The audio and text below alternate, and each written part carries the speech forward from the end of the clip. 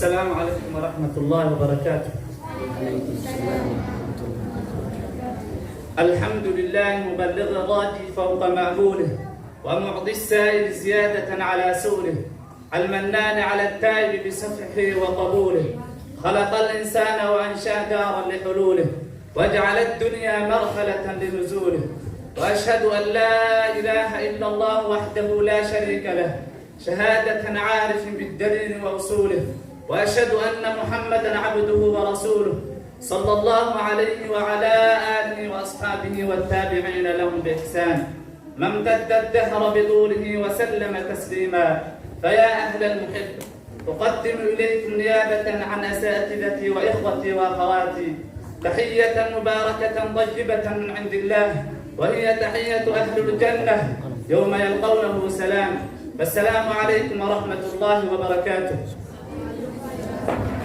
نشكركم بحضوركم ونقول لكم أهلا وسهلا أكثر من 1000 مرة. أهلا بكم ومرحبا بالنور الذي طلع منذ مجيئكم. أهلا بكم ومرحبا بالأمل الجديد الذي أزهر منذ قدومكم. أهلا بكم ومرحبا بالسعادة التي غمرتني عند رؤيتكم، ونشكركم بحضوركم أيها الحضور الكرام. أما موضوعي في خطبتنا اليوم فهو بر الوالدين، فإن أعظم الناس إحسانا وأحقهم برا وحنانا الوالدان الكريمان. فبر الوالدين فريضة لازمة ومنهج رباني تمثله الأنبياء والمرسلون، وهراع إلى شرفه الكرام والصالحون. يقول الله تعالى عن عيسى عليه السلام: وبرا بوالدتي ولم يجعلني جبارا شقيا.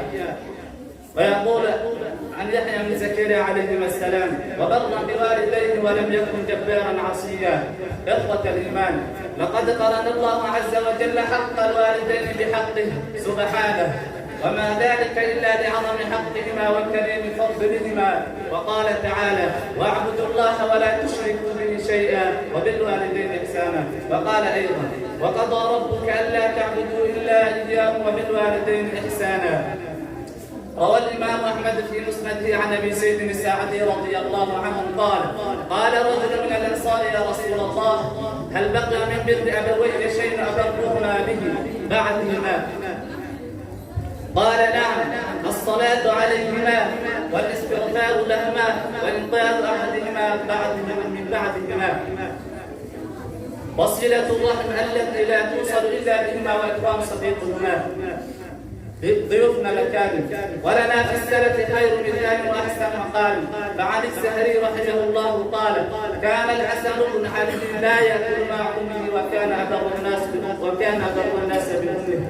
فقيل له فقال: أخاف أن آكل معها فتسبق عينها إلى شيء من الطعام وأنا لا أدري فآكل فأكون قد عقبتها. وهذا أبي هريرة رضي الله عنه يبصر رجلين فقال لأحدهما: من هذا منك؟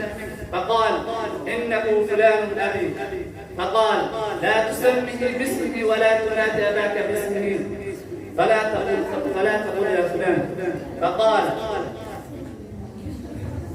بل تسميه بصفته فتقول يا أبي أو يا فلان.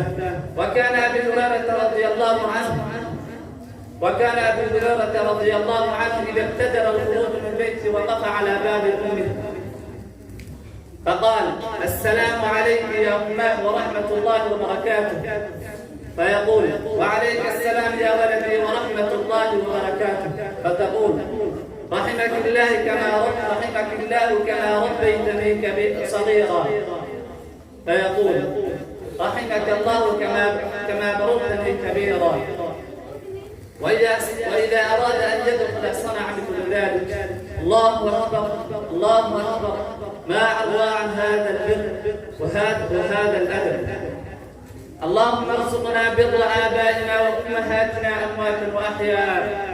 اللهم ارحمهم كما ربنا صغارا، ومن كان منهم حيا فأطل عمره على عبادة وعمل صالح، ومن كان منهم ميتا فاجعل قبره روضة من رياض الجنان.